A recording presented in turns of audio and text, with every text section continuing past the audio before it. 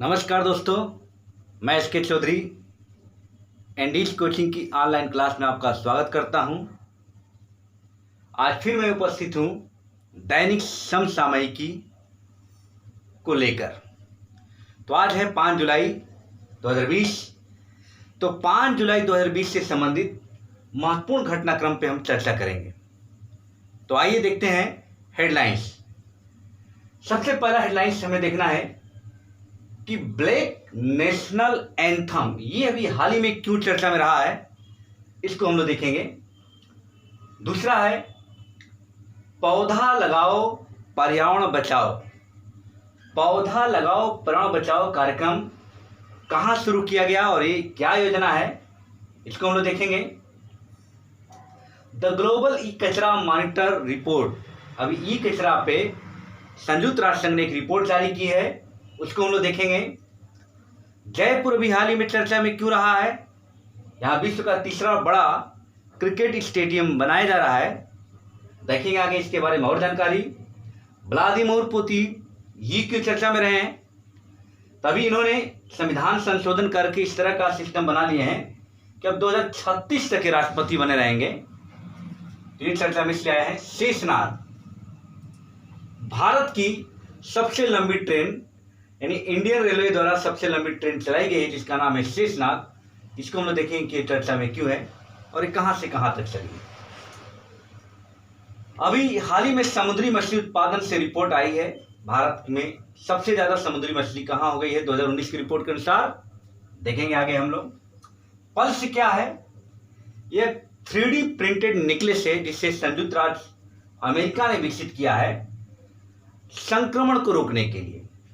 चलिए, यूनिस्फीर क्या है, IIT रुड़की द्वारा विकसित एक कीटाणुनाशक बॉक्स है, इसको देखेंगे।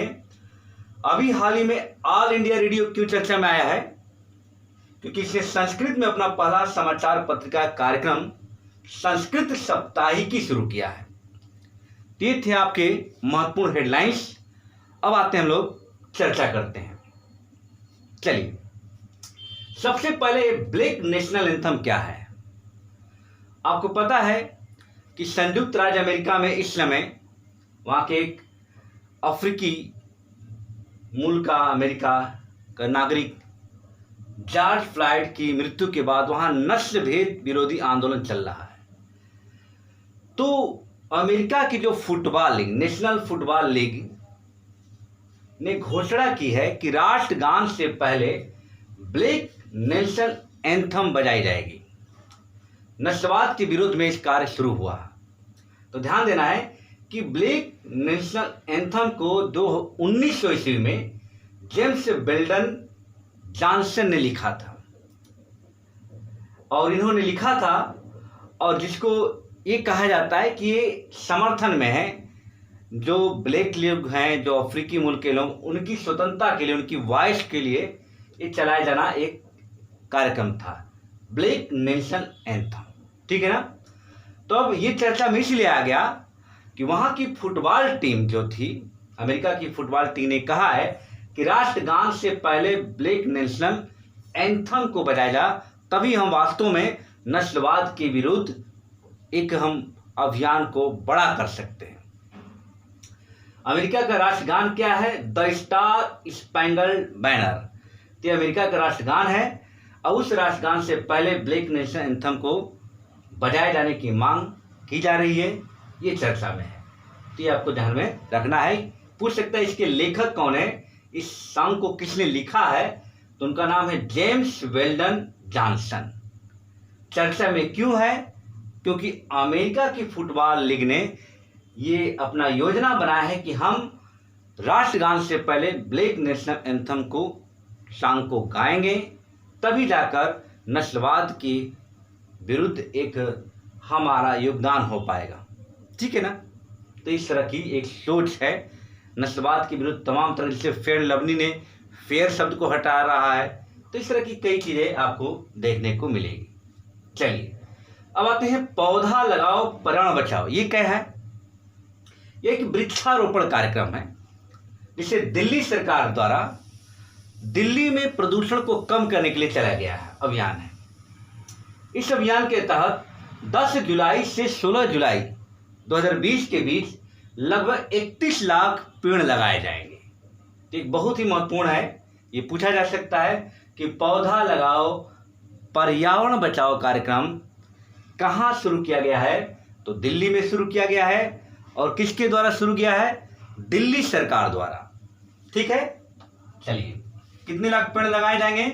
31 लाख पेड़ लगाए जाएंगे और ये कार्यक्रम 10 जुलाई से 26 जुलाई तक चलाया जाएगा। नेक्स्ट है द ग्लोबल ई कचरा मॉनिटर रिपोर्ट। ये संयुक्त राष्ट्र संघ ने एक कचरे पर, ई कचरा पर, विशेषकर ई कचरे पर, ठीक है, एक रिपोर्ट जारी किया है जिसके अनुसार 2020 से लेकर 2030 के बीच में लगभग 38% ई कचरा में बढ़ोतरी हुई है। ई कचरा समझते हैं वही जो बेकार रेडियो है, टेलीविजन है, ये जो बेकार के जो चीज़ें होती हैं, कंप्यूटर उपकरण है, इन सभी को इलेक्ट्रॉनिक हम कचरा या ई कचरा बोलते हैं। तो ध्यान देना है, पूछा जा सकता है कि 20 से लेकर 30 के बीच कितने परसेंट इसमें बढ़ोतरी हो गई है ई कचरे में? तो 38%। ई कचरा उत्पादन में सबसे ज्यादा योगदान देने वाला देश कौन है? यानी सबसे ज्यादा ई कचरा पैदा करता है चाइना, दूसरे नंबर पे है यूएसए, तीसरे नंबर पे है भारत। तो भारत भी ई कचरा में तीसरे स्थान पे। तो बहुत महत्वपूर्ण प्रश्न है आने वाली परीक्षाओं के लिए। नेक्स्ट है जयपुर। ये क्यों चर्चा में है? विश्व का तीसरा बड़ा क्रिकेट स्टेडियम यहाँ पे बनाया जा रहा है। तो ये चर्चा में पहला आपको पता है विश्व का सबसे बड़ा क्रिकेट स्टेडियम भारत में, ये मोटेरा में है, मोटेरा में है, ठीक है। दूसरा है आपका मेलबर्न में, ऑस्ट्रेलिया का जो मेलबर्न क्रिकेट है यह दूसरा है, यानी क्षमता के आधार पे ये लगभग यहाँ 75,000 लोग बैठेंगे। यहाँ 1 लाख समथिंग कुछ है, यहाँ 1 लाख से कुछ कम है। तो ये आपको ध्यान में रखना है कि ये सबसे बड़ा क्षमता के आधार पर मोटेरा है, जो कि अहमदाबाद में है, मेलबर्न है आपका ऑस्ट्रेलिया में, और तीसरा जयपुर में बनाया जा रहा है। इसलिए आपको ये चर्चा में आ गया। Vladimir Putin. तो व्लादिमीर पुतिन क्यों चर्चा में है? कि आपको पता है कि रूस के राष्ट्रपति हैं। इन्होंने एक संवैधानिक प्रावधान के तहत इन्होंने जीता है और इसमें 2036 तक के राष्ट्रपति बने रहेंगे रूस के। तो ये नई जानकारी है, पूछा जा सकता है कि कब तक राष्ट्रपति बने जाने का संवैधानिक प्रावधान इनके लिए किया जा चुका है? तो 2036 तक। अब आते हैं शेषनाग, यानी भारतीय रेलवे द्वारा सबसे लंबी ट्रेन चलाई गई है जिसका नाम है शेषनाग। वास्तव में यह क्या है? एक मालगाड़ी ट्रेन है। यह लगभग 2.8 किलोमीटर लंबी ट्रेन है। इसमें 4 इलेक्ट्रिक इंजन लगाए गए हैं और ये नागपुर से कोलकाता के लिए चलाई गई है। तो बहुत ही महत्वपूर्ण है कि शेषनाग क्या है? तो सबसे लंबी ट्रेन है, भारतीय सबसे लंबी ट्रेन। समुद्री मछली उत्पादन, इसमें क्या है? पहला किसका स्थान है? तमिलनाडु का। अभी हाल ही में समुद्री मछली उत्पादन के संबंध में एक रिपोर्ट आई है जिसमें पहले स्थान पे है तमिलनाडु, दूसरे पे है गुजरात और तीसरे पे है केरल। वैश्विक स्तर पे सबसे ज्यादा समुद्री मछली का उत्पादन करता है चाइना, दूसरे पे इंडोनेशिया है, इंडोनेशिया, और तीसरे पे है भारत। तो एक आंकड़ा है नया, आपको याद रखना होगा। पल्स क्या है? ये 3D प्रिंटेड नेकलेस है, यानी संयुक्त राज्य अमेरिका द्वारा संक्रमण से बचने के लिए एक 3D प्रिंटेड नेकलेस नामक पल्स, ये नामक एक उपकरण बनाया है जिससे संक्रमण से बचा जा सकेगा। उस उपकरण का नाम क्या है? पल्स है। तो ऐसे पूछा जा सकता है कि पल्स क्या है? तो पल्स अमेरिका द्वारा विकसित किया गया एक नेकलेस है जो कि 3D है और ये क्या करेगा? संक्रमण से बचाने में मदद करेगा। यूनिस्फीयर क्या है? आईटी रुड़की द्वारा इसको विकसित किया गया है। यह एक कीटाणुनाशक बॉक्स है। इसमें क्या किया जाएगा कि जो डॉक्टर जो उपकरण का प्रयोग करते हैं, जितने भी ऑपरेटर्स का प्रयोग करते हैं, उन सभी उपकरणों को इसके द्वारा सैनिटाइज किया जाएगा।